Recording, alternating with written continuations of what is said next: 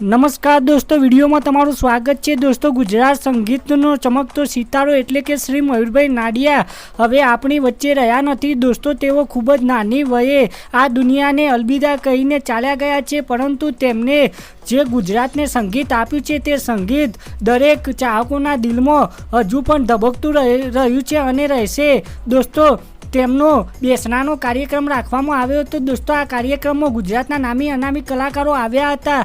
ત્યારે દોસ્તો, તમે પણ મયુરભાઈ નાડિયાની આત્માને શાંતિ મળે તે માટે કોમેન્ટમાં ઓમ શાંતિ લખજો. અને દોસ્તો, ગુજરાતના જાણીતા કલાકાર શ્રી જિગ્નેશ કવિરાજે મયુર નાડિયાને યાદ કરતા શું કહ્યું તે તમે સાંભળો આગળ આ વિડીયોમાં. અને દોસ્તો, આ વિડીયો ગમે તો વિડીયોને લાઇક શેર કોમેન્ટ કરવાનું ભૂલતા નહીં. અને ચેનલમાં નવા હોય તો ચેનલને સબસ્ક્રાઈબ કરી લેજો. તો સાંભળો આગળ આ વિડીયોમાં જિગ્નેશ કવિરાજે મયુર નાડિયાને લઈને શું કહ્યું. જિગ્નેશભાઈ, તમારા ગીતો પણ બહુ હિટ થયા છે, એમાં પણ એમનો ફાળો છે. કઈ રીતે યાદ કરશો તમે?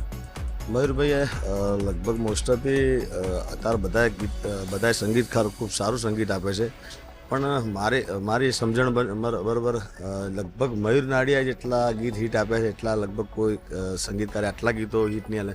કોઈ આટલા મિલિયનમાં હોય કે વિક્રમભાઈ ના હોય કે રાકેશભાઈ હોય કે હું હોય કે કોઈ બી કલાકારો, સારા બધા કલાકારો છે.